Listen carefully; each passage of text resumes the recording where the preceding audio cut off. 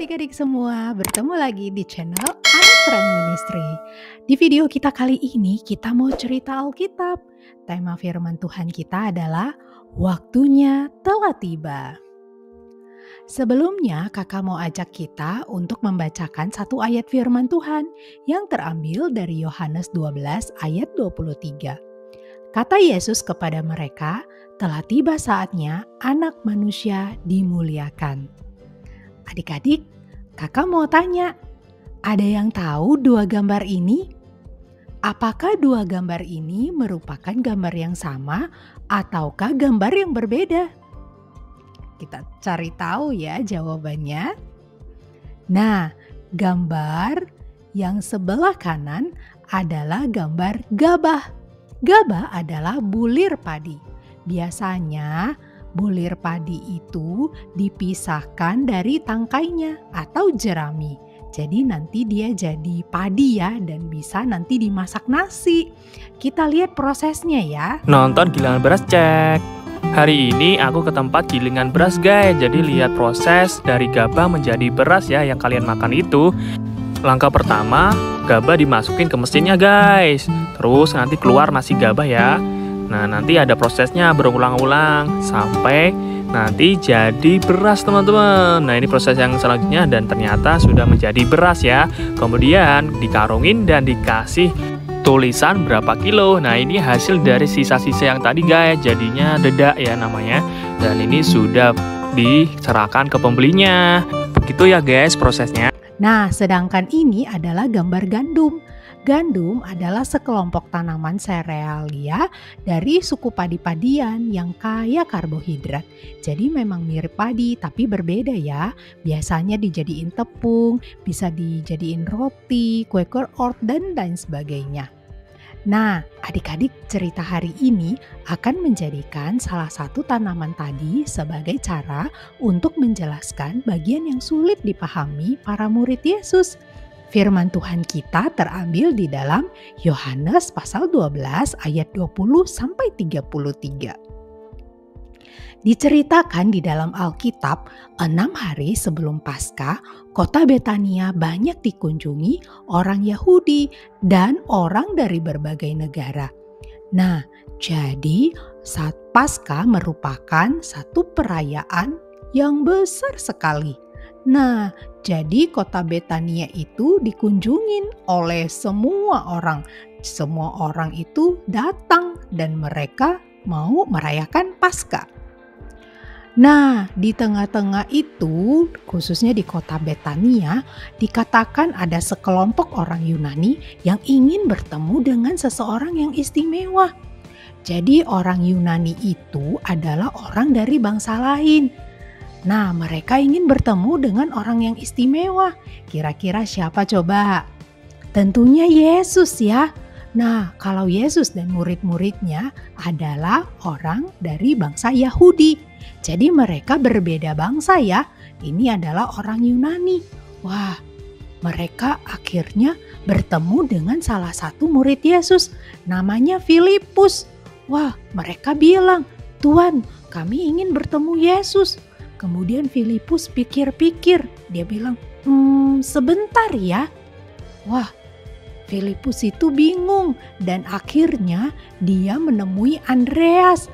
Dan mereka akhirnya kebingungan ya, bagaimana ya, apakah kita akan langsung mempertemukan orang Yunani ini kepada Yesus atau bagaimana? Kemudian Filipus dan Andreas mereka akhirnya pikir, kita tanyakan Yesus aja secara langsung. Kemudian Filipus dan Andreas menemui Yesus dan mereka bilang, katanya ada orang Yunani yang pengen ketemu Yesus. Nah, kira-kira Yesus mau ketemu mereka atau tidak ya? Mereka kan dari bangsa asing, dari bangsa negara lain. Kira-kira mau ketemu atau tidak? Nah, di dalam ceritanya Yesus bilang, telah tiba saatnya anak manusia dimuliakan. Mereka bingung sekali, Filipus sama Andreas. Ini maksudnya apa ya? Kemudian Yesus melanjutkan lagi, dikatakan, sesungguhnya jikalau biji gandum tidak jatuh ke dalam tanah dan mati, ia tetap satu biji saja. Tetapi jika ia mati, ia akan menghasilkan banyak buah. Sebenarnya Yesus tahu bahwa rencana Allah untuk menyelamatkan itu menyelamatkan semua manusia. Jadi bukan hanya orang Yahudi saja, bukan hanya orang yang bangsanya sama dengan Tuhan Yesus, tetapi semua orang dari berbagai bangsa akan digenapi melalui dirinya. Jadi semua umat manusia akan diselamatkan melalui Yesus. Tapi murid-murid bingung, maksudnya apa? Kenapa pakai biji gandum? Aduh, aku nggak ngerti. Nah, terus habis itu Yesus menjelaskan apa maksudnya biji gandum kalau nggak jatuh ke tanah dan mati, ia tetap satu biji saja. Tapi kalau mati biji gandumnya jatuh ke tanah bisa banyak buah. Maksudnya gimana ya? Waduh, murid-murid semuanya kebingungan. Nah, kamu tahu maksudnya Tuhan Yesus adalah, nah kita lihat. Ini tanaman gandum. Tanaman gandum itu wah banyak ya buahnya, banyak ya bijinya seperti itu. Nah, coba kita lihat. Ini tanaman gandumnya hidup atau mati? Tentunya hidup ya, ini kan hidup ya, ini bertumbuh. Nah kalau biji cuma satu biji, ini hidup atau mati? Nah coba bijinya diambil satu doang, mati. Nah jadi satu biji gandum ini kalau ditaruh di tanah, dia bisa menghasilkan tanaman gandum yang sangat banyak. Nah kita lihat ya prosesnya.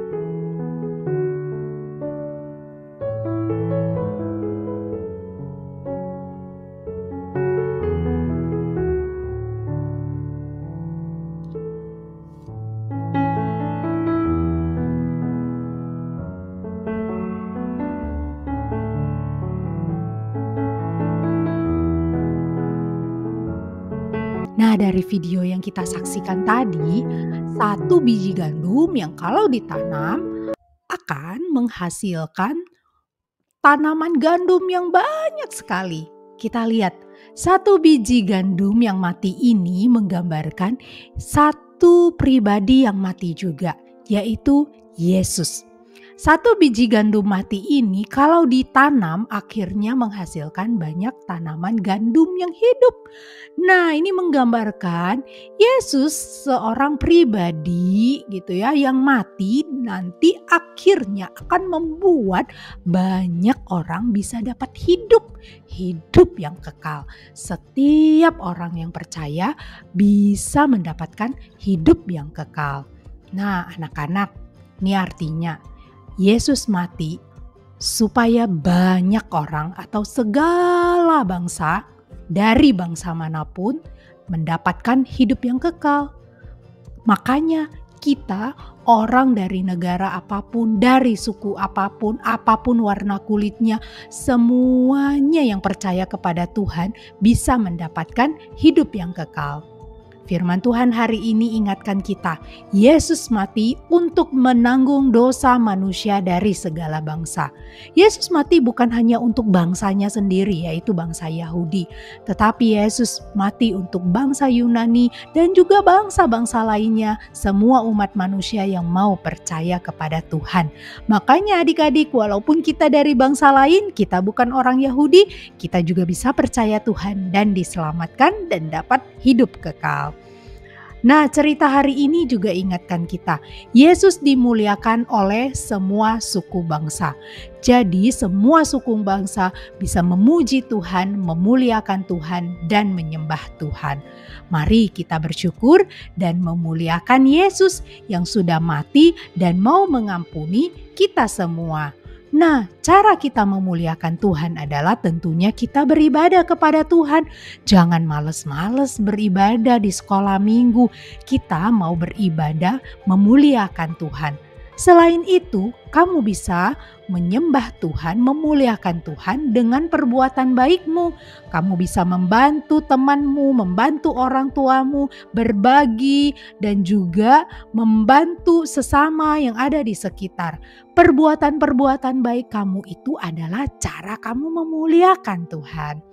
Terakhir, kakak mau ajak kita baca sama-sama Yohanes 12 ayat 23. Kata Yesus kepada mereka, telah tiba saatnya anak manusia dimuliakan. Ingat, anak manusia itu adalah Yesus. Yesus dimuliakan oleh semua suku bangsa. Mari kita hidup memuliakan Tuhan yang sudah mati dan juga memberikan hidup kekal untuk kita semua. Demikian video kita kali ini.